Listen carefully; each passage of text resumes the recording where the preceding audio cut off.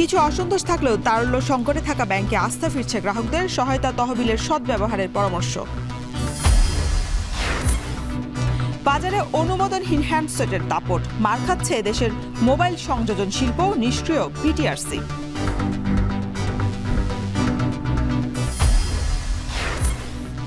আকস্মিক বন্যায় ক্ষতিগ্রস্ত শিক্ষার্থীরা, বার্ষিক পরীক্ষা নিয়ে চিন্তিত অভিভাবক, ক্ষতি পোষাতে সর্বোচ্চ চেষ্টার আশ্বাস।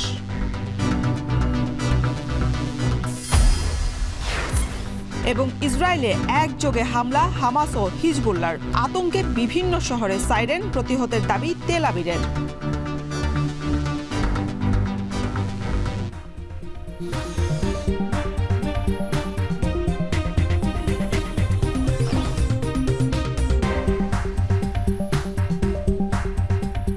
স্বাগত এখন সকালে, আপনাদের সঙ্গে আছি আমি শরীফ রওশন। সবচেয়ে মজবুত আরএফএল ল্যাডার, যা 606 গ্রেড অ্যালুমিনিয়ামে তৈরি। শক্তিশালী এমএস ক্রসবার নিশ্চিত করে সর্বোচ্চ নিরাপত্তা। RFL ladder. সংকটে থাকা কিছু ব্যাংকে 10 থেকে 50 হাজার টাকা পর্যন্ত প্রয়োজনীয় টাকা তুলতে পেরে কিছু গ্রাহক সন্তুষ্ট থাকলেও কেউ কেউ জানিয়েছেন অসন্তোষের কথা। এছাড়া অনলাইন ও ছোট শাখা থেকে টাকা না পেয়ে ক্ষোভ প্রকাশ করেছেন অনেকে। এমন পরিস্থিতিতেও 900 কোটি টাকা পজিটিভ নেট ক্যাশ ফ্লো রয়েছে পর্ষদ পুনর্গঠন করা 11টি ব্যাংকের। তবে ব্যাংকের আস্থা ফিরিয়ে আনতে সহায়তা পাওয়া তহবিলের সদ্ব্যবহারের পরামর্শ দিয়েছেন বিশেষজ্ঞরা। আরও জানাচ্ছেন আতাউর নিয়ন।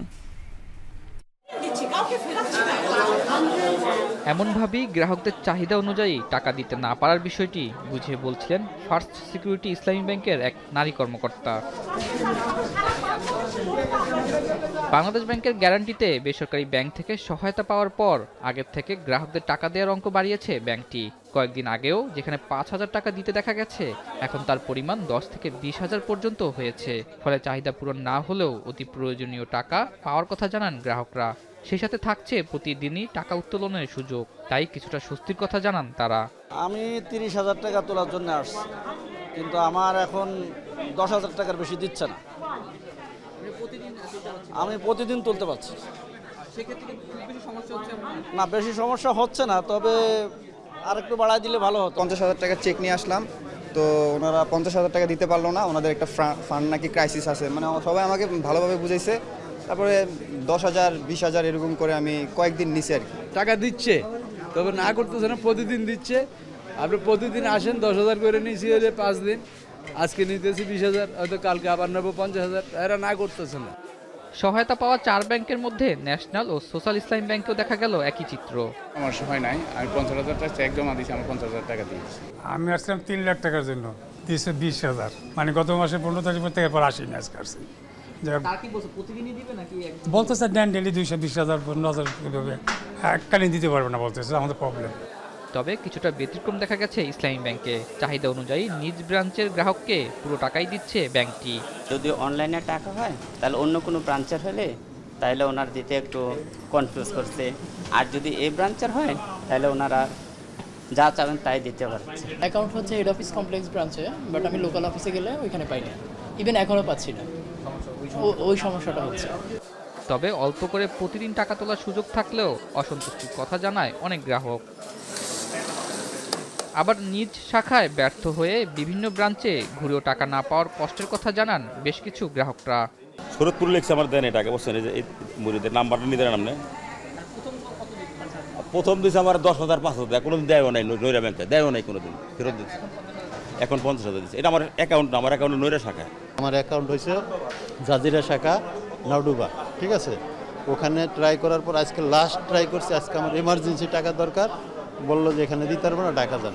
আসছি ঢাকা এই ব্রাঞ্চে, এখন বলে এখানে দিতে পারবো না, আপনারা ওইখানে যান। ওই ব্রাঞ্চে যান, ওই ব্রাঞ্চে টোটালি দিতেছে না টাকা। এরা বলে হেড অফিসে যান, এই ব্রাঞ্চে আসার কথা, এখন এই ব্রাঞ্চও টাকা দিতেছে না। এটা নিয়ে কোনো ব্যবস্থা হইতেছে না, মানুষের হয়রানি অনাস্ত হইতেছে। আমি তো শ্রীনগর ব্রাঞ্চের, শ্রীনগর ব্রাঞ্চ, আমি অলরেডি স্কাটের ব্রাঞ্চে গেছি, ওখান থেকে পাঠাইছে, বলছে প্রিন্সিপাল ব্রাঞ্চে যান। প্রিন্সিপাল ব্রাঞ্চ থেকে আসছে, এখানে আমি 80,000 টাকা চেক, বলতেছে আপনি 5,000 টাকা নিয়ে যান। আমি বললাম আমি 5,000 টাকা, বলতেছে আপনি আসছেন যেহেতু আপনি খালি হাতে ফিরবেন না, কিছু নিয়ে যান। আমি কিছু বলতে কত 5,000 টাকা নিয়ে যান। এরকম 3-4 জায়গায় ব্রাঞ্চে হয়রানি হচ্ছে, অথচ টাকা পাচ্ছি না, বলতেছে 5,000 টাকা নিয়ে যান। এই পরিস্থিতিতেও গ্রাহকদেরকে ব্যাংক হিসাব খোলা ও আমানত জমা দিতে দেখা গেছে। নিজেদের প্রয়োজন ও নিরাপত্তার কারণেই সংকটের মধ্যেও ব্যাংকে আস্থা রাখার কথাও শোনা গেল। ব্যাংকিং প্রতি আস্থা তো জনগণের রাখতেই হবে। টাকা তো আর বাসায় রাখার জিনিস না যে বাসায় রেখে দিবে, আমাদের তো ব্যাংকে আসতেই হবে। তবে আশা করি ব্যাংকিং খাতটা স্বচ্ছভাবে যদি এটা ক্লিয়ার হতে পারে, জনগণের আস্থা আরও দ্রুত ফিরে আসবে ইনশাআল্লাহ। তারল্য সহায়তা পেয়ে পরিস্থিতি আগের থেকে কিছুটা ভালো হয়েছে বলে জানান এই শাখা ব্যবস্থাপকরা। তবে অবস্থার আরও উন্নতি ও গ্রাহকের পুরানো আস্থা ফিরিয়ে আনতে বেশ সময় লাগবে বলে জানান তারা। মেজর অভিযোগ নাই, কিন্তু ধরেন একজন 5 লাখ টাকা দাবি করছে থেকে আমি 1 লাখ টাকা দিচ্ছি, সেক্ষেত্রে তো তার একটু আকাঙ্ক্ষা থেকেই থাকে।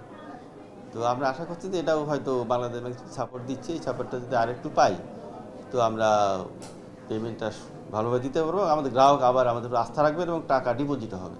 পেমেন্ট চ্যানেলগুলো আনইন্টারাপ্টেড করতে পারবো, গ্রাহকরাও তাদের লেনদেনের পরিমাণ বাড়াবেন এবং এভাবে আস্তে আস্তে একটা স্বাভাবিক লেনদেনের জায়গায় ইনশাল্লাহ আমরা যেতে পারবো।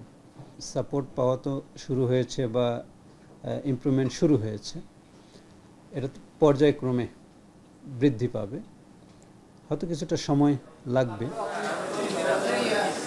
প্রথম দফায় বেসরকারি ব্যাংকগুলো থেকে 4টি ব্যাংক সহযোগিতা পাওয়ার পর গ্রাহকদের টাকা অনেকটাই ফিরিয়ে দেওয়া শুরু করেছে। তবে চাহিদা অনুযায়ী পুরো টাকা ফেরত না দেওয়া বা অনলাইন পেমেন্ট সিস্টেম বন্ধ থাকায় এখনও গ্রাহকদের আস্থা ফিরে আসতে শুরু করেনি। সেক্ষেত্রে বিশ্লেষকরা বলছেন, যদি সহযোগিতার হাত আরও বাড়িয়ে দেওয়া না হয় বা গ্রাহকদের চাহিদা সর্বোচ্চ পূরণ করা না হয়, তাহলে সেক্ষেত্রে ব্যাংকিং খাতের উপর গ্রাহকদের যে আস্থা ছিল তা ফিরিয়ে নিয়ে আসা অনেকটাই কঠিন হবে। গত 5 আগস্ট শেখ হাসিনা সরকারের পতনের পর নতুন গভর্নর দায়িত্ব গ্রহণ করে তারল্য সংকটে থাকা ব্যাংকগুলোকে সহায়তা দেওয়া বন্ধ করে।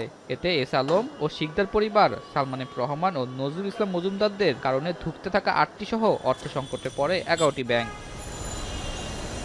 পরে এই ব্যাংকগুলোকে দায়িত্ব নিয়ে বেসরকারি ব্যাংক থেকে সহায়তা পাওয়ার ব্যবস্থা করে কেন্দ্রীয় ব্যাংক। এতে প্রথম ধাপে 4টি ব্যাংকে 5টি ব্যাংক 945 কোটি টাকা সহায়তা দেয়। পরে সোনালী ব্যাংক ও আগের 5টি মিলে সেই 4টি ব্যাংকেই 1480 কোটি টাকার সহায়তা প্রদান করে। এই সহায়তার পর তারল্য সংকটে থাকা 11টি ব্যাংকে এখন নেট পজিটিভ ক্যাশ রয়েছে 900 কোটি টাকা। 4টা ব্যাংকে তারল্য সহায়তা প্রদানের ক্ষেত্রে বাংলাদেশ ব্যাংক গ্যারান্টি প্রদান করেছে। তো এই ক্ষেত্রে আমরা দেখতে পাচ্ছি যে এর একটা পজিটিভ ফিডব্যাক মার্কেট থেকে পাচ্ছি, যেটা হলো যে আমরা যে 11টা ব্যাংককে আলাদাভাবে বোর্ড রিকনস্টিটিউট করেছিলাম, তার মধ্যে আমি যদি দেখি যে ক্যাশ ফ্লো দেখি, পজিটিভ ক্যাশ ফ্লো, অর্থাৎ আমার গ্রাহকের চাহিদা মেটানোর পরেও ওই ব্যাংকগুলোর মধ্যে উদ্ধৃত তারল্য আছে প্রায় 900 কোটি টাকা। অপরদিকে ব্যাংক খাতের আস্থা ফিরিয়ে আনতে ব্যাংকগুলোকে একে অপরের দিকে সহায়তার হাত বাড়িয়ে দেওয়ার কথা জানান এই বিশ্লেষক। বাংলাদেশ ব্যাংকের মধ্যস্থতায় সবল ব্যাংকের কাছ থেকে যে দুর্বল ব্যাংকগুলো যে টাকা পাচ্ছে, এই ফান্ডটা বেস্ট ইউটিলাইজেশন করতে হবে এবং যে টাকাটাই পাচ্ছে সেই টাকাটাই ডিপোজিটারকে দিতে হবে, দিয়ে আস্থা অর্জন করতে হবে। কারণ হচ্ছে যে আমি এখন সর্বোচ্চ আমাকে fund utilization, proper fund utilization না করতে পারলে দুর্বল ব্যাংকগুলোকে সামনের দিকে কিন্তু আর দাঁড়াতে পারবে না। এটা তাদের জন্য একটা সুযোগ, এটাই তাদের জন্য আস্থা অর্জনের একটা সুযোগ। হারিয়ে যাওয়া সুশাসন নিশ্চিত, আত্মসাৎ হওয়া টাকার সর্বোচ্চ ফিরিয়ে আনা ও দোষীদের দৃষ্টান্ত শাস্তির মাধ্যমে এ খাতের আস্থা ফিরিয়ে আনার পরামর্শ বিশেষজ্ঞদের। আতাউনিয়ন, এখন, ঢাকা। চাহিদার বিপরীতে শতভাগ উৎপাদন সক্ষমতা থাকার পরও দেশে অনুমোদনহীন মোবাইল সেটের বাজার বাড়ছে, যে কারণে বছরে প্রায় 2.5 থেকে 3,000 কোটি টাকার রাজস্ব হারাচ্ছে সরকার। খাত সংশ্লিষ্টরা বলছেন, সরকারের কাছে অনুমোদনহীন মোবাইল সেট বন্ধের উপায় থাকলেও সে ব্যাপারে এখন পর্যন্ত কোনো পদক্ষেপ নেওয়া হচ্ছে না। এতে করে মার খাচ্ছে সম্ভাবনাময় দেশীয় এই শিল্প। আরও জানাচ্ছেন নাজমুস সাকিব।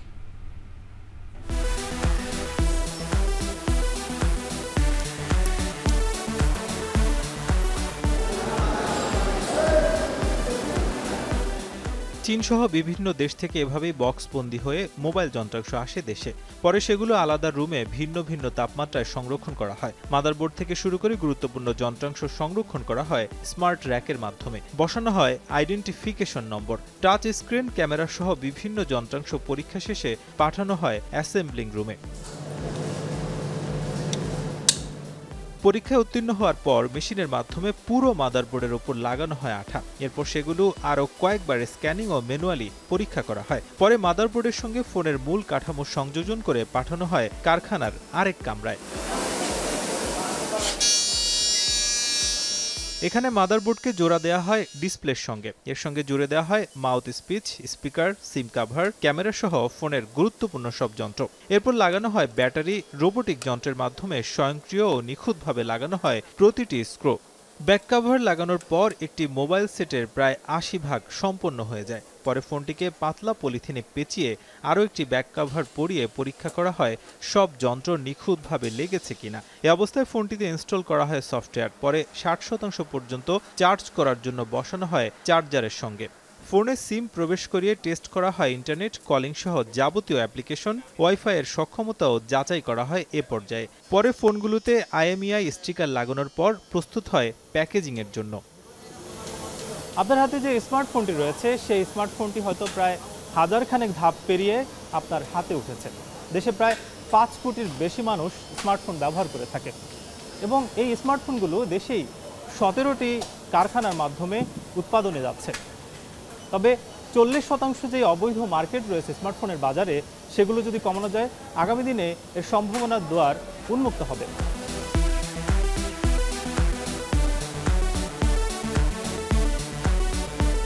আনঅফিসিয়াল মোবাইল ফোনের চাহিদা কতটা স্মার্টফোনের দোকানে গেলেই তা বোঝা যায়। ক্রেতাদের একটি বড় অংশ আগ্রহ নিয়ে কিনতে আসেন এসব ফোন, কারণ অফিসিয়াল ফোনের চেয়ে বেশ কিছুটা কমে পাওয়া যায় এসব mobile set. As a student, like 4,000 to 5,000 taka is a huge amount for a student. 5G official phone কিনতে গেলে মিনিমাম আমাকে 30+ বাজেট রাখতে হয়। এই জন্য ওই বাজেটের মধ্যে আমি একটা আনঅফিসিয়াল ফোন আমি আর কি চয়েস করছি আমার জায়গা থেকে। স্টুডেন্টরা ধরেন অফিসিয়াল ফোন অ্যাফোর্ড করার মতো আমাদের বাজেটটা নাই, সো যার কারণে আমরা আনঅফিসিয়াল ফোনটাই প্রেফার করি আর কি। বিক্রেতারা বলছেন, যেহেতু চাহিদা রয়েছে তাই এসব মোবাইল সেট তারা বিক্রি করেন।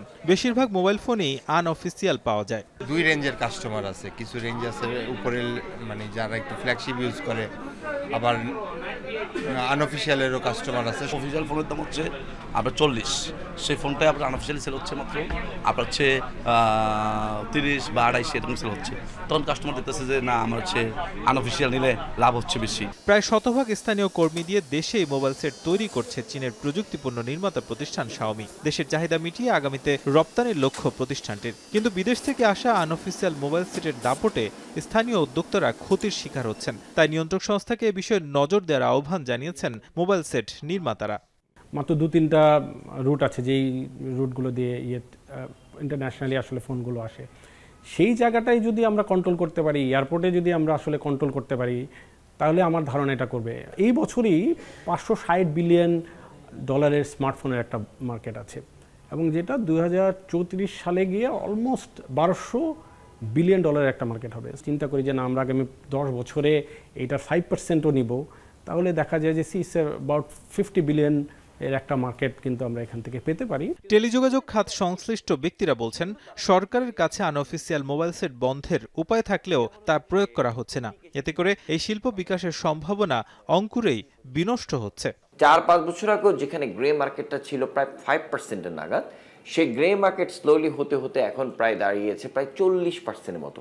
আমরা বলছিলাম যে দেখুন, এই টেকনোলজি প্রোডাক্ট কিন্তু গ্রে বন্ধ করা খুব ইজি, কারণ এই প্রতিটা হ্যান্ডসেটে একটা করে IMEI নাম্বার থাকে এবং সেই IMEI নাম্বার BTRC আমাকে অনুমোদন দিলেই কিন্তু আমি ম্যানুফ্যাকচারিং করতে পারি। আমি কিন্তু যে কোনো হ্যান্ডসেট ম্যানুফ্যাকচারিং করতে পারি না। পরিসংখ্যান বলছে, আনঅফিসিয়াল মোবাইল সেটের কারণে বছরে প্রায় 2.5 থেকে 3,000 কোটি টাকা রাজস্ব হারাচ্ছে সরকার। নাজমুস সাকিব, এখন, ঢাকা। ভারী বর্ষণ আর ভারতের পাহাড়ি ঢলে বন্যায় ময়মনসিংহ, শেরপুর এবং নেত্রকোনায় বন্ধ রয়েছে 500 শিক্ষা প্রতিষ্ঠান। কোনোটি পানির নিচে, আবার কোনোটিতে আশ্রয় নিয়েছেন বানভাসীরা। স্কুল বন্ধের কারণে ব্যাহত হচ্ছে শিক্ষা কার্যক্রম। ক্ষতিগ্রস্ত শিক্ষার্থীরা বার্ষিক পরীক্ষা নিয়েই রয়েছে দুশ্চিন্তায়। শিক্ষকরা বলছেন, শিক্ষার্থীদের ক্ষতি পুষিয়ে নিতে সর্বোচ্চ চেষ্টা করবেন তারা। এদিকে দ্রুতই স্কুল চালুর পাশাপাশি বইপত্র বা অবকাঠামোগত ক্ষয়ক্ষতি পূরণে পদক্ষেপ নেওয়া হবে বলে জানিয়েছেন অন্তর্বর্তী সরকারের প্রাথমিক ও গণশিক্ষা উপদেষ্টা। বিস্তারিত থাকছে প্রতিবেদনে। বন্যার পানিতে ডুবেছে ঘরবাড়ি, ফসলি জমি, রাস্তাঘাট, শিক্ষা প্রতিষ্ঠান। হঠাৎ বন্যায় জনজীবন যেমন বিপর্যস্ত, তেমনি এলোমেলো হয়ে গেছে শিক্ষা কার্যক্রম। হালুয়াঘাটের নড়াইল ইউনিয়নের কাওয়ালিজান সরকারি প্রাথমিক বিদ্যালয়ের অর্ধেক পানির নিচে, ওয়াশ ব্লক প্রায় ডুবুডুবু। পাশের নির্মাণাধীন ভবনের দোতলায় আশ্রয় নিয়েছেন বানভাসী মানুষ। বিদ্যালয়ের আশপাশের মাইলের পর মাইল শুধু পানি আর পানি। এই স্কুলের মতো হালুয়াঘাটের ১৬৫টি ও ধোবাউড়ার ৯০টি আর ফুলপুরে পানির নিচে ১৩টি বিদ্যালয়। এর মধ্যে ৮০টি বিদ্যালয়ে খোলা হয়েছে আশ্রয়কেন্দ্র। ২ উপজেলায় মাধ্যমিকের স্কুল বন্ধ হয়েছে ৫৭টি। অবকাঠামোগত ক্ষয়ক্ষতি হয়েছে অনেক শিক্ষা প্রতিষ্ঠানের। স্কুল বন্ধের কারণে পড়াশোনায় ক্ষতি হচ্ছে শিক্ষার্থীদের। সামনেই বার্ষিক পরীক্ষা, এ নিয়ে দুশ্চিন্তার শেষ নেই শিক্ষার্থী ও অভিভাবকদের। আগেও ১ মাস বন্ধ ছিল, এখানে বন্যার কারণে বাড়ি ঘরে পানি উঠছে, এখনো স্কুল বন্ধ, স্কুলেও পানি। পানির লেগে পড়ালেখা করবার পাই না, বাড়ি ঘরে পানি উঠছে, স্কুলেও যাইবার পাই না। এদিকে বারবার স্কুল বন্ধের কারণে শিক্ষার্থীদের পড়াশোনার ধারাবাহিকতা নষ্ট হচ্ছে বলে মত শিক্ষকদের। এর প্রভাব পড়তে পারে বার্ষিক পরীক্ষায়, তবে ক্ষতি পুষিয়ে নিতে সর্বোচ্চ চেষ্টা করা হবে বলেও জানান তারা।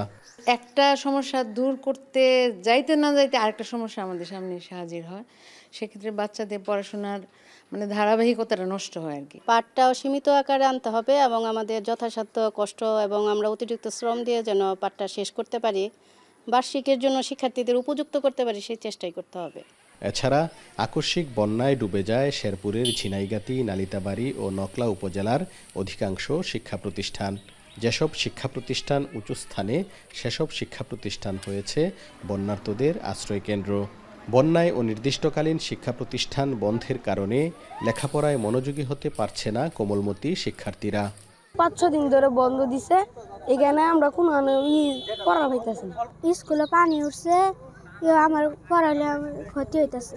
লেখাপড়া করা পাইতেছে না, স্কুলে যাওয়া পাইতেছে না, স্কুলে পানি। এদিকে নেত্রকোনায় বানের পানিতে ডুবেছে ২০০-র বেশি শিক্ষা প্রতিষ্ঠান। গেল ৩ দিনের বন্যায় জেলায় প্রায় ১৮৬টি সরকারি প্রাথমিক বিদ্যালয় বন্ধ ঘোষণা করেছে প্রশাসন। বন্যার পানিতে নষ্ট হয়েছে বইসহ শিক্ষা সামগ্রী। সামনে আমাদের ২০ তারিখ পরীক্ষা, হ্যাঁ, এখন আমরা পরীক্ষা কিভাবে দিব? বাচ্চারা অনেক পিছিয়ে পড়তেছে, তারা তো পড়ালেখা মুডে ঠিক মতন হইতেছে না। স্কুল যাইতেছে গা বাইসে হান নিয়ে, অনেক স্কুলের মধ্যে হুলাহুরি কিবা যাইব, কিবা করাইম, আমরা লেখাপড়া করাইম। যাদের বই খাতা ভেসে গেছে বা ভিজে নষ্ট হয়েছে, তথ্য পেলে তাদের বই খাতাসহ শিক্ষা উপকরণ দেয়া হবে বলে জানিয়েছেন জেলা প্রশাসক। আর জেলা প্রাথমিক শিক্ষা কর্মকর্তা বলছেন, শিক্ষার্থীদের ক্ষতি পুষিয়ে নিতে শিক্ষা কর্মকর্তা ও শিক্ষকদের সাথে মিটিং করে করণীয় নির্ধারণ হবে। আমাদের ছাত্রছাত্রী এখন যতটুকু নিতে পারবে, অর্থাৎ বন্যায় ক্ষতিগ্রস্ত হয়েছে, আন্দোলনে ক্ষতিগ্রস্ত হয়েছে, এরপরেও সিলেবাস অনুযায়ী তারা যতটুকু নিতে পারবে ততটুকুর উপরেই পরীক্ষা গ্রহণ করা হবে। আমরা স্যারদের সাথে বসবো, জুমে হোক বা সশরীরে হোক, বসে ঠিক করব কীভাবে এই গ্যাপটা কাটানো যায়। আর হ্যাঁ, এই গ্যাপটা কাটানোর ব্যবস্থা করতে হবে। অল্প কিছুদিনের মধ্যে পানি নেমে গেলে দ্রুত স্কুলগুলো চালুর পাশাপাশি বইপত্র বা অবকাঠামোগত ক্ষয়ক্ষতি নিরূপণ করে সর্বাত্মক ব্যবস্থা গ্রহণ করা হবে বলে জানান প্রাথমিক ও গণশিক্ষা উপদেষ্টা। শিক্ষার্থীদের বইপত্রের ক্ষতি হয়ে থাকে, আমাদের কিছু রিজার্ভ থাকে বই, সেগুলো আমরা দেব, শিক্ষা উপকরণগুলো দেব। আর অবকাঠামোর জন্য আমাদের কিন্তু এলজিইডির সঙ্গে সম্পর্ক আছে, এলজিইডি আমাদের কাজগুলো করেন, ফলে আমরা তাদের নির্দেশ দেব, ফলে এটা খুব সমস্যা কিছু হবে না আমাদের জন্য। এদিকে দুদিন ধরে বৃষ্টি না হওয়ায় দ্রুত পানি কমছে বন্যা কবলিত এলাকার। এখনও ৩ থেকে ৪ ফুট পানির নিচে তলিয়ে আছে হালুয়াঘাটের এই রঘুনাথপুর সরকারি প্রাথমিক বিদ্যালয়ের খেলার মাঠ। স্কুলে আশ্রয় নিয়েছেন অর্ধশত বানভাসী মানুষ। কবে পানি কমবে আর শিক্ষার্থীদের কলকাকলিতে মুখর হবে এই স্কুলের আঙিনা, সেদিকেই তাকিয়ে শিক্ষার্থী, শিক্ষক, অভিভাবকেরা। হারুনুর রশিদ, এখন, ময়মনসিংহ। মানিকগঞ্জে প্রতিদিনই বাড়ছে ডেঙ্গু আক্রান্তের সংখ্যা। এতে জেলার বিভিন্ন হাসপাতাল এবং স্বাস্থ্য কমপ্লেক্সে ডেঙ্গু রোগীর ভিড় বাড়ছে। এ বিষয়ে আরও বিস্তারিত জানাতে মানিকগঞ্জ সদর হাসপাতাল থেকে যুক্ত হচ্ছেন আসাদ জামান। আসাদ, নতুন করে কতজন ডেঙ্গুতে আক্রান্ত হয়েছে এবং যারা আক্রান্ত হয়ে হাসপাতালে আসছে জেলার হাসপাতালগুলো এবং স্বাস্থ্য কমপ্লেক্সগুলো সক্ষম হচ্ছে কিনা চিকিৎসা সেবা দিতে জানাবেন।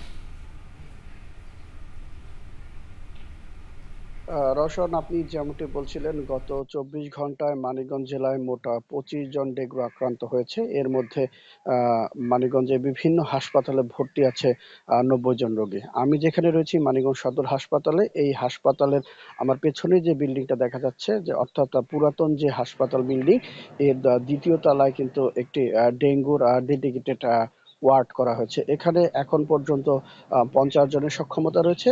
এই হাসপাতালে এখন ভর্তি রয়েছে 26 জন। এর মধ্যে হচ্ছে পুরুষ 15 জন, মহিলা 9 জন এবং 2 জন শিশু ভর্তি রয়েছেন। তো আমি যদি একটু আপনার কথার প্রেক্ষিতে বলি যে এখন পর্যন্ত প্রতিদিন গড়ে 15 থেকে 20 জন করে আক্রান্ত হচ্ছে, প্রতিদিনই কিন্তু বাড়ছে, যার কারণে কিন্তু দেখা গিয়েছে এই মৌসুমে মোট আক্রান্তের সংখ্যা দাঁড়িয়েছে 736 জনে। এখন পর্যন্ত যেরকম করে আসছে, আমি হাসপাতাল কর্তৃপক্ষের সাথে কথা বলেছি, এখন পর্যন্ত তাদের সক্ষমতার বাইরে যায়নি। কিন্তু প্রতিনিয়ত যদি এরকম করে রোগী বাড়তে থাকে, সেক্ষেত্রে দেখা যাবে যে হাসপাতালের সক্ষমতার বাইরে চলে যাবে। তখন তাদেরকে ওয়ার্ডের মধ্যে কিন্তু যে বেড রয়েছে তাদের কিন্তু ফ্লোরিং করে চিকিৎসা সেবা দেওয়া হবে বলে আমাদেরকে কর্তৃপক্ষ জানিয়েছে। অপরদিকে একটা বিষয় বলতে চাই যে এই যে প্রতিদিন বাড়ছে, তারপরেও কিন্তু যে কর্তৃপক্ষ রয়েছে এখন পর্যন্ত মশক নিধনে কিন্তু কোনো কার্যকরী পদক্ষেপ নিতে দেখা যায়নি। যারা সচেতন নাগরিক রয়েছেন তারা বলেছেন যে প্রতি বছর এই মৌসুমের শুরুতেই যদি মশক নিধনে কার্যকরী পদক্ষেপ সংশ্লিষ্ট কর্তৃপক্ষ না দেয়, সেক্ষেত্রে কিন্তু গতবারের মতো ভয়াবহ রূপ ধারণ করবে। আমি যদি একটু বলতে চাই যে গত বছর কিন্তু মোট জেলায় 13,330 জন আক্রান্ত হয়েছিলেন। এর মধ্যে কিন্তু জেলাবাসী দেখেছে 15 জনের ডেঙ্গু আক্রান্ত হয়ে মৃত্যু দেখেছে। তো আরেকটি বিষয় বলতে চাই যে এখন পর্যন্ত হাসপাতালগুলোতে কথা বলেছি, সরকারি এবং বেসরকারি হাসপাতাল এবং স্বাস্থ্য কমপ্লেক্স, তাদের ওষুধ, চিকিৎসা এবং যে সেবা দেওয়ার জন্য যারা নার্স চিকিৎসক মোটামুটি সবই ঠিক রয়েছেন। কিন্তু তারাও জানিয়েছেন যে মানুষের সচেতনতার পাশাপাশি কিন্তু দেখা গিয়েছে তাদের ঘর বাড়ির আশেপাশে যে নর্দমা রয়েছে সেগুলো কিন্তু তাদেরকে পরিষ্কার করার কথা তারাও জানাচ্ছেন। সিভিল সার্জন জানিয়েছেন যে প্রতিদিন মানুষকে কিন্তু আক্রান্ত হচ্ছে, যে ব্যাপারগুলো রয়েছে তিনি খুব সচেতনতার দিকে লক্ষ্য করেছেন। তো রওশন, এই ছিল আমার কাছে সর্বশেষ সংবাদ। ডেঙ্গু পরিস্থিতির খবর জানাতে মানিকগঞ্জ থেকে যুক্ত ছিলেন আসাদ জামান। এবার ইসরায়েল ভূখণ্ডে পাল্টা হামলা চালিয়েছে ফিলিস্তিনের হামাস ও লেবাননের হিজবুল্লাহ গোষ্ঠী। রাজধানী তেল আবিব সহ বেশ কয়েকটি শহরে রকেট ও ক্ষেপণাস্ত্র হামলা চালায় তারা। এ সময় ইসরায়েল জুড়ে সাইরেনের শব্দ শোনা যায়। হিজবুল্লাহর দাবি, ইসরায়েলের তৃতীয় বৃহত্তম শহর হাইফাতে 2 দফায় ক্ষেপণাস্ত্র হামলা চালিয়েছে তারা। পাশাপাশি উত্তর ইসরায়েলের সামরিক স্থাপনা লক্ষ্য করে চালানো হয় ড্রোন হামলা। এসব হামলায় ইসরায়েলে অন্তত 10 জন আহত হওয়ার খবর পাওয়া গেছে, যদিও ইসরায়েলি বাহিনীর দাবি বেশিরভাগ ক্ষেপণাস্ত্র তারা প্রতিহত করেছে। এদিকে ফিলিস্তিনি সংগঠন হামাসের একাধিক ক্ষেপণাস্ত্র হামলায় তেল আবিবে অন্তত 2 জন আহত হয়েছেন। গাজা ও লেবাননে হামলা অব্যাহত রেখেছে ইসরায়েলের সামরিক বাহিনী।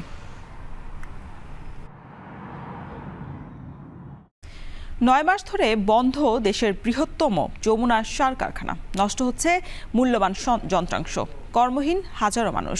সংবাদ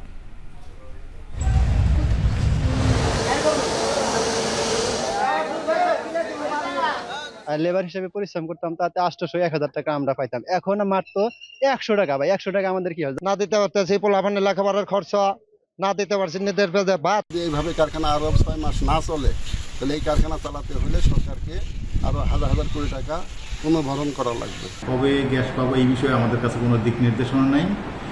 এখন ঊর্ধ্বতন কর্তৃপক্ষ এই বিষয়গুলো অবগত আছেন, ওনারাই ভালো বলতে পারবেন যে আমাদের কবে আমরা চালাতে পারবো। স্থায়ীভাবে বন্ধের শঙ্কায় দেশের দ্বিতীয় বৃহত্তম ইউরিয়া উৎপাদনকারী প্রতিষ্ঠান যমুনা সার কারখানা। গ্যাসের সরবরাহ বন্ধ থাকায় প্রায় 9 মাস স্থবির রয়েছে কারখানাটির উৎপাদন কার্যক্রম। এতে নষ্ট হবার উপক্রম মূল্যবান যন্ত্রাংশ। পাশাপাশি কারখানার সাথে জড়িত কর্মহীন অন্তত 4000 মানুষের দিন কাটছে মানবেতর অবস্থায়। জুয়েল রানার তথ্য ছবিতে থাকছে বিস্তারিত। দৈনিক 1700 মেট্রিক টন উৎপাদন ক্ষমতা সম্পন্ন ইউরিয়া উৎপাদনকারী প্রতিষ্ঠান জামালপুরের যমুনা সার কারখানা। বাংলাদেশ কেমিক্যাল ইন্ডাস্ট্রিজ কর্পোরেশনের তালিকাভুক্ত 1900 ডিলারের মাধ্যমে জামালপুর, শেরপুর, টাঙ্গাইল, সিরাজগঞ্জ সহ 21 জেলার কৃষকদের কাছে সার সরবরাহ করা হয়। তবে গ্যাসের সরবরাহ বন্ধ থাকায় প্রায় 9 মাস স্থবির রয়েছে কারখানাটির সার উৎপাদন কার্যক্রম।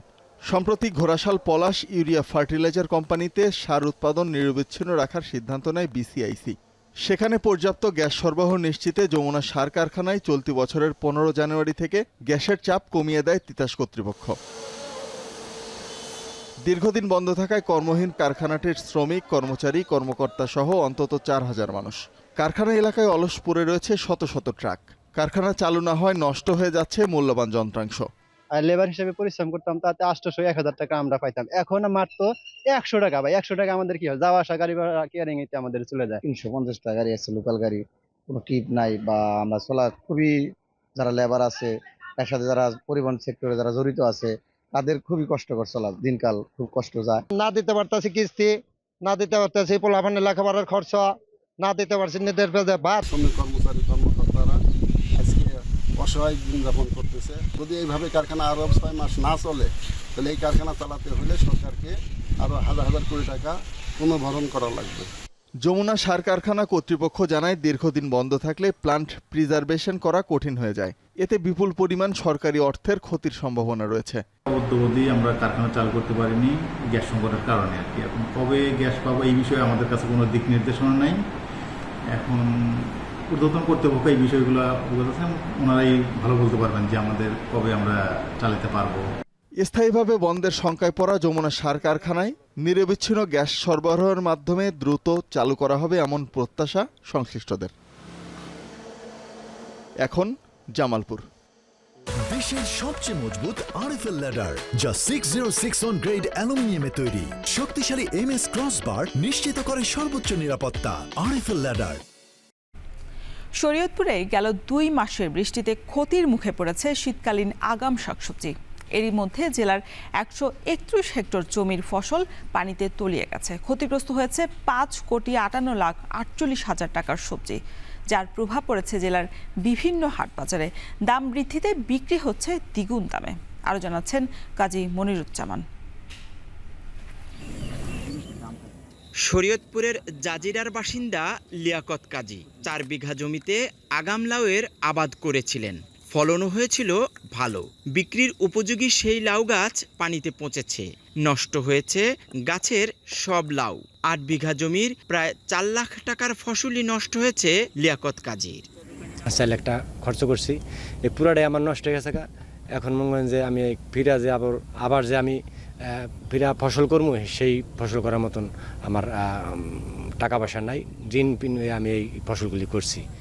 তার মতো গত 2 মাসের বৃষ্টির পানিতে ক্ষতি হয়েছে শরীয়তপুরের 2625 কৃষকের। ক্ষতি হয়েছে 131 হেক্টর জমির লাল শাক, পালং শাক, মূলা, লাউ, শিম, ধনেপাতা, বেগুন, টমেটো, করলা, শশাসহ বিভিন্ন আগাম শীতকালীন শাকসবজি। ঋণের বোঝা নিয়ে এখন দুশ্চিন্তায় কৃষক। কিস্তির টাকা আইনা ভাই অনেক কিছুই করছিলাম ভাই, শসা করছিলাম, মরিচ করছিলাম ভাই, সব শেষ ভাই। কি করবো ভাই, আমরা কি করে খামো? গাছে প্রচুর মরিচ হয়েছে, আল্লাহ মরিচ দিছে আল্লাহ, ঠিক আছে। এখন মনে করেন যে এই মরিচ বৃষ্টিতে মনে করেন যে পানি বাজ্যা মরিচ গাছ তলেই গেছে গা। 3 থেকে 4 বার আমরা বছরে ফসল করি। তো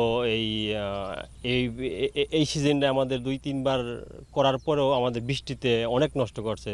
দানা বীজ বপন করছি, বপন করার পর বীজই খুঁজে পাইনি কিয়া। তিতি বৃষ্টি এলে এই আলুটি থাকে নি, কদু গাছ সবই তো মরে যায় মেঘ বৃষ্টিতে। মেঘ বৃষ্টিতে তো কদু হয় না, তো পানি কমে গেলে যে গাছমরিয়া।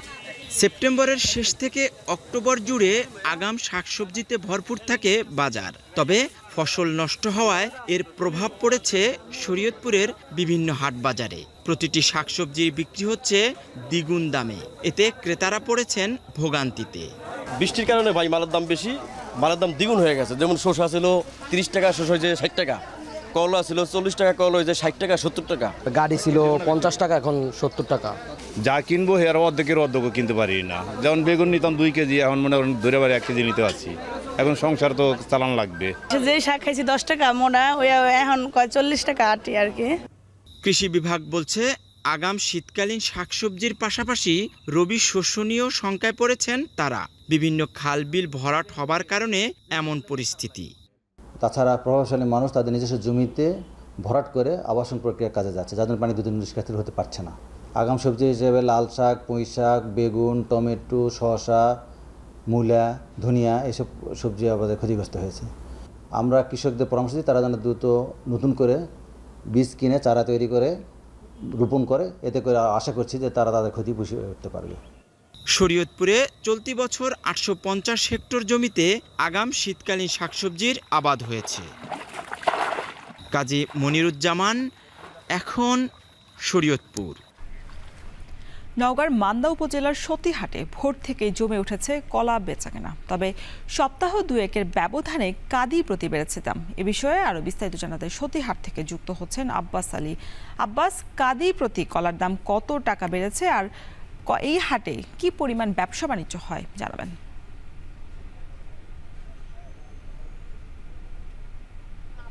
রসুন উৎপাদন এবং পরিশ্রম, উৎপাদন খরচ কম এবং পরিশ্রম কম হওয়ার কারণে নওগাঁর কৃষকদের মাঝে আসলে কলা চাষের আগ্রহ বেড়েছে। গত প্রায় 2 যুগ থেকে জেলার মান্দা উপজেলার সতীহাট কলা বেচাকেনা বৃহৎ হাট গড়ে উঠছে। বলা যায় যে এটি জেলার একমাত্র বৃহৎ হাট। আর এই হাট যেহেতু সাপ্তাহিক মঙ্গলবার হাটে ভোর থেকেই কৃষকরা বা যারা কলা চাষি রয়েছেন তারা এখানে কলা বিক্রি করার জন্য নিয়ে আসছেন। যেহেতু সাপ্তাহিক শুক্র এবং মঙ্গলবার হাটবার হলেও কলা বেচাকেনা হয়ে থাকে রবিবার থেকে মঙ্গলবার পর্যন্ত। এই হাটে গত এক সপ্তাহের ব্যবধানে প্রতি কাদিতে বেড়েছে 40 থেকে 50 টাকা। এই কারণটা হচ্ছে যে সরবরাহ কিছুটা কমে আসার কারণে দাম বেড়েছে। যদি কলার দামের কথা বলি, এখানে চিনি চাম্পা কলার পরিমাণ বেশি, অর্থাৎ সরবরাহ হচ্ছে। প্রতি কাদি যেটা ছোট সাইজ সেগুলো বিক্রি হচ্ছে 100 থেকে 150 টাকা। আকারে বড় বলা যায় যে 15 থেকে 20 ছড়ি কলা, সেগুলো বিক্রি হচ্ছে 300 থেকে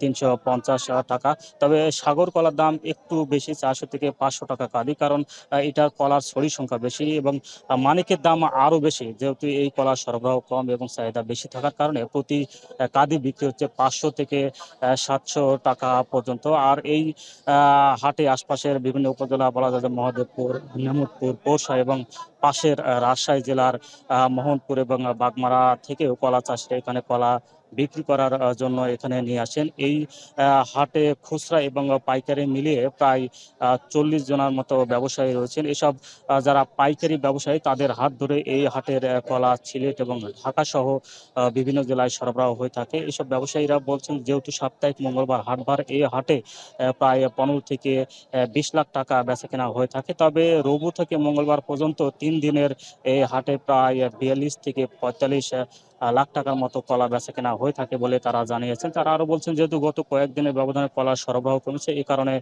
দাম কিছুটা বেড়েছে। আর কৃষকদের সঙ্গে কথা বলে আমরা যেমনটি জেনেছি যে কলার উৎপাদন খরচ এবং পরিশ্রম কম এবং লাভজনক হয়, তারা বেশি পরিমাণ কলা চাষ করছেন। অর্থাৎ 1 বিঘা জমিতে প্রতি বিঘাতে খরচ হয় প্রায় 30,000 টাকা। আর এখান থেকে কলা উৎপাদন বা বছরে বিক্রি হয়ে থাকে প্রায় 90 থেকে 1 লাখ টাকার পর্যন্ত। আর একবার কলা রোপণ করলে ওই জমিতে প্রায় 3 বছর কলা উৎপাদন হয়ে থাকে এবং তারা বিক্রি করে থাকেন। কৃষকরা আরো বলছেন যেহেতু কলার 3 বছর পর গাছ মারা যায়, যদি ভালো মানের চারা সরবরাহ করা হয়ে থাকে তাহলে তাদের জন্য অনেকটা সুবিধা হয়ে থাকে।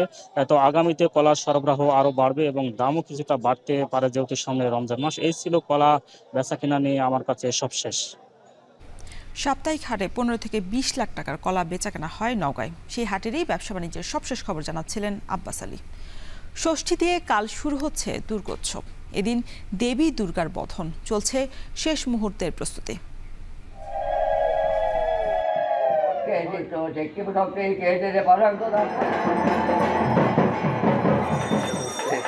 নবদুর্গার 9টি রূপ আমরা নবরাত্রিক দিবারাত্র পূজা করে থাকি। নবদুর্গা পূজায় আইসি খুবই ভালো লাগতেছে। সারা বাংলাদেশে সার্বজনীনভাবে নবদুর্গা পূজা একমাত্র আমরাই করে থাকি। আমাদের মোহাম্মদ আলী পার্কের পেছন দিকটা অন্য সম্প্রদায়ের মানুষরা থাকে, তাদের বকরিদের উৎসব হয়, আমাদের মাঠে দুর্গাপূজায় কোনো অশান্তি হবে না। আমরা দেখিয়েছি জল হি জীবন, আমাদের জল না থাকলে মানুষ বাঁচতে পারবে না। কাল থেকে শুরু হচ্ছে শারদীয় দুর্গোৎসব। পূজা উপলক্ষে এরই মধ্যে শেষ হয়েছে সাজসজ্জার কাজ, শেষ হয়েছে প্রতিমা শিল্পীদের রং তুলির কাজও। উৎসব নির্বিঘ্ন করতে নিরাপত্তা নিশ্চিতে ব্যবস্থা নিয়েছে প্রশাসন। এ নিয়ে মাগুরার নতুন বাজার পূজা মণ্ডপ থেকে আরও জানিয়েছেন রূপকাইচ। আমি এই মুহূর্তে আছি মাগুরা শহরের নতুন বাজার স্মৃতিসংঘ দুর্গা মন্দির প্রাঙ্গণে। এখানে আমরা দেখতে পেয়েছি যে সারা রাত পূজার প্রতিমা তৈরির কাজ করেছেন পাল সম্প্রদায়ের লোকজন। আজ পঞ্চমী, আজ সন্ধ্যায় ঘট স্থাপনের মধ্য দিয়ে মূলত পূজার আনুষ্ঠানিকতা শুরু হবে এবং আগামীকাল ভোর থেকেই ষষ্ঠী পূজার মধ্য দিয়ে পূজার শুরু হবে। সংশ্লিষ্ট মন্দিরগুলোতে ঘুরে আমরা যেটা দেখতে পেয়েছি যে মন্দিরগুলোতে সারা রাত ধরে আনসারের সদস্যরা পাহারা দিচ্ছে, সেই সঙ্গে প্রত্যেকটা মন্দিরের নিজস্ব যে স্বেচ্ছাসেবক বাহিনী আছে তারা কাজ করছে। সেই সঙ্গে মন্দিরগুলোতে সিসি ক্যামেরা স্থাপন করা হয়েছে এবং সিসি ক্যামেরার মাধ্যমে সার্বক্ষণিক নজরদারি নিশ্চিত করা হচ্ছে। আর সেই সঙ্গে ইতিমধ্যে জেলা প্রশাসন এবং পুলিশ প্রশাসনের পক্ষ থেকে একাধিক মিটিং করে মন্দিরগুলোকে সুরক্ষিত করা এবং সুন্দরভাবে পূজা সম্পন্ন করার জন্য সবাইকে নির্দেশ দেওয়া হয়েছে। এখনও পর্যন্ত তেমন কোনো অপ্রীতিকর ঘটনার কোনো সংবাদ পাওয়া যায়নি। সবাই আশা করছেন এভাবেই মাগুরার এবারের দুর্গাপূজা অত্যন্ত আড়ম্বরপূর্ণভাবে শেষ হবে। মাগুরা নতুন বাজার স্মৃতিসংঘ থেকে দুর্গাপূজার সর্বশেষ অবস্থা নিয়ে এই ছিল আমার কাছে সর্বশেষ। আরএফএল গিজারে আছে ওয়ার্ল্ড ফ্লো টেকনোলজি, যা পানি গরম করে 20% কম বিদ্যুৎ খরচে, আর একবার অন করলেই পানি গরম থাকে 24 ঘন্টা। আরএফএল গিজার, উষ্ণ পানির পরশ। 14 বছর ধরে আগাম দুর্গাপূজা হয়ে আসছে শ্রীমঙ্গলের ইছামতি চা বাগানের মঙ্গলচণ্ডী মন্দিরে। প্রতি বছর মূল পূজার 6 দিন আগ থেকেই এখানে শুরু হয় আনুষ্ঠানিকতা। এখানে দেবীর 9টি রূপের পূজা করা হয়। আগাম দুর্গাপূজা ঘিরে বসেছে মেলা। অর্ধ কোটি টাকার বেচা কেনার আশা আয়োজকদের। মৌলভীবাজার থেকে এম এ হামিদের তথ্য ছবিতে থাকছে বিস্তারিত। মৌলভীবাজারের শ্রীমঙ্গলের ইছামতি চা বাগানের মঙ্গলচণ্ডী মন্দির। এখানে প্রতিদিন একটি করে দেবী দুর্গার 9টি রূপের পূজা করা হয়। বৃহস্পতিবার সকালে দেবী দুর্গার 9টি রূপের মধ্যে শৈলীপুত্রী রূপের পূজার মধ্য দিয়ে শুরু হয় পূজার আনুষ্ঠানিকতা। দ্বিতীয় দিন শুক্রবার দেবী ব্রহ্মাচারিণী, তৃতীয় দিন দেবী চন্দ্রঘটা, চতুর্থ দিন দেবী কুষ্মান্ডা, পঞ্চম দিন দেবী স্কন্দমাতার পূজা করা হয়। পর্যায়ক্রমে ষষ্ঠ দিন দেবী কাত্যায়নী, সপ্তম দিন দেবী কালরাত্রি, অষ্টম দিন দেবী মহাগৌরী ও দেবী সিদ্ধিদাত্রী পূজিত হবেন। 12 অক্টোবর শনিবার পর্যন্ত চলবে দেবীর 9টি রূপের পূজা। ওই দিনই হবে দেবীর বিসর্জন। 9 দিনে 9 জন পূজারী দেবীর পূজা করে থাকেন। এই মুহূর্তে সারা দেশের হাজার হাজার পূজা মণ্ডপ যখন শেষ সময়ের প্রস্তুতিতে ব্যস্ত, সেখানে শ্রীমঙ্গলের মঙ্গলচণ্ডী মন্দিরে ঢাকের তালে মোহিত হচ্ছেন ভক্ত পূজারী। এই পূজাটা করা হচ্ছে বিশ্বের মঙ্গল কামনার জন্য। আমি এখানে 14 বছর যাবৎ এখানে পূজা করতেছি। হিন্দু পুরাণ অনুসারে দেবী পার্বতীর 9টি ভিন্ন রূপ রয়েছে। মঙ্গলচণ্ডী মন্দিরে সেই 9টি রূপেরই পূজা করা হয়। নবদুর্গার 9টি রূপ আমরা নবরাত্রিক দিবারাত্র পূজা করে থাকি। আমরা পুরোহিত আছি 9 জন। সময় সাপেক্ষের কারণে হয়তো 1-2 জন পরিবর্তন করি, আর 9 দিনে 9 জনই পূজা করি। শ্রী শ্রী মঙ্গলচণ্ডী মন্দিরটি প্রায় 200 বছর পুরনো। 14 বছর ধরে এই আগাম দুর্গাপূজা করছেন ভক্তরা। এই নবদুর্গাপূজা দেখতে বিভিন্ন জায়গা থেকে ভক্ত দর্শনার্থীরা আসেন। খুবই মা জাগ্রত এই মন্দিরটা, যে যা মানুষ করে সেখানে পূর্ণ হয়। নবদুর্গা পূজায় আইসি খুবই ভালো লাগতেছে। 2011 সাল থেকে অদ্যাবধি আমরা এই বছরের 14তম আয়োজন। সারা বাংলাদেশে সার্বজনীনভাবে নবদুর্গা পূজা একমাত্র আমরাই করে থাকি। যোগাযোগ ব্যবস্থা খারাপ হওয়ায় এখানে আসতে সমস্যার মুখে পড়েন ভক্তরা। এ ব্যাপারে নজর দিতে প্রশাসনের দৃষ্টি আকর্ষণ করে মন্দির পরিচালনা কমিটি। এখন মৌলভীবাজার। লন্ডনে অবস্থিত বাংলাদেশ হাই কমিশনের সেবার মান নিয়ে অসন্তোষ দেখা দিয়েছে প্রবাসীদের মধ্যে। তাদের অভিযোগ, সেবার মান না বাড়িয়ে বিগত সরকারের নেতাদের বাড়তি সুবিধা দিয়ে গেছে হাই কমিশন। সম্প্রতি লন্ডন থেকে হাই কমিশনার সাইদা মুনাকে ঢাকায় ফেরানোর খবরে কিছুটা স্বস্তি এসেছে ঘিরে প্রবাসীদের মধ্যে। তাদের আশা, নতুন হাই কমিশনার প্রবাসীদের জন্য কাজ করবেন। লন্ডন থেকে আরও জানাচ্ছেন Naim Hasan. Passport, NID, power of attorney সহ জরুরি কনসুলার সেবার জন্য হাইকমিশনে ব্যাপক ভোগান্তি পোহাতে হয় প্রবাসী বাংলাদেশিদের। লন্ডনে অবস্থিত বাংলাদেশ হাইকমিশনের সেবার মান নিয়েও রয়েছে অসন্তোষ। তাদের অভিযোগ, হটলাইনে ফোন করলেও কোনো সাড়া মেলে না হাইকমিশনের। ওয়েবসাইটের নির্দেশনাও হালনাগাদ করা হয় না। ওয়েবসাইটেও আজকে একটু ক্লিক করলাম, সেটি যেখানে বলে কন্ট্যাক্ট আমাকে নিয়ে গেছে তাদের লোকেশনে, সেখানে কোনো নাম্বার ছিল না। সো ইটস ভেরি ওয়ারিং যে আমরা কিভাবে কমিউনিকেশন করব। তো আমরা যখন দেখি যে আমরা যখন সব কিছু 100% রেকর্ড করে নিয়ে গেলাম, তারপর দেখা গেল যে সেখানে তারা একটা না একটা কোনো কিছু খুঁত তারা বের করেই। কিন্তু এর অপর পাশে যখন আমরা কোনো দালালের কাছে দেই বা ব্রোকার যাদের কাছে দেই, কোনো এজেন্সির কাছে দেই, তখন সেটা একদম ইজিলি স্মুথলি হয়ে যায়। প্রবাসীদের অভিযোগ, পাসপোর্টের আবেদন সহ প্রায় সব গুরুত্বপূর্ণ কাজই অসাধু ব্যবসায়ী সিন্ডিকেট ও দালাল চক্রের নিয়ন্ত্রণে। সরাসরি সেবা নিতে গেলে পড়তে হয় বাড়তি ঝামেলায়।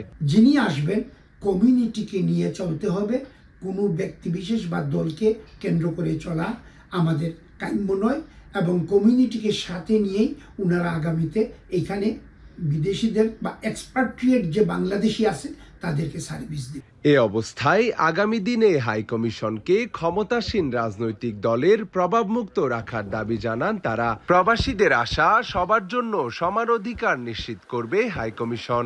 রাজনৈতিক প্রভাবমুক্ত একটি হাইকমিশন চাই এবং সকল বাংলাদেশি নাগরিক যাতে সমান অধিকার পায় এই বাংলাদেশ হাইকমিশন কাছ থেকে, এটা আমার প্রত্যাশা থাকলো। সম্প্রতি পররাষ্ট্র মন্ত্রণালয়ের এক অফিস আদেশে ঢাকায় ফেরানো হয়েছে যুক্তরাজ্যে নিযুক্ত বাংলাদেশের হাইকমিশনার সাইদা মুনা তাসনিমকে।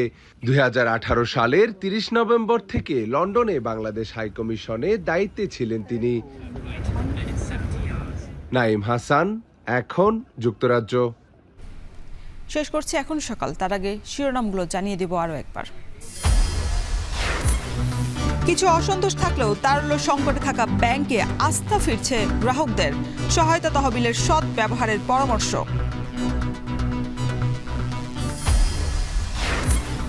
বাজারে অনুমোদনহীন হ্যান্ডসেটের দাপট, মার খাচ্ছে দেশের মোবাইল সংযোজন শিল্প। নিষ্ক্রিয় বিটিআরসি।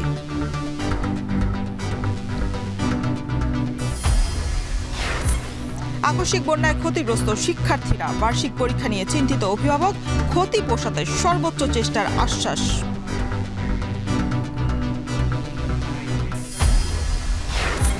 এবং ইসরায়েলে একযোগে হামলা হামাস ও হিজবুল্লাহর। আতঙ্কে বিভিন্ন শহরে সাইরেন, প্রতিহতের দাবি তেল আবিবের।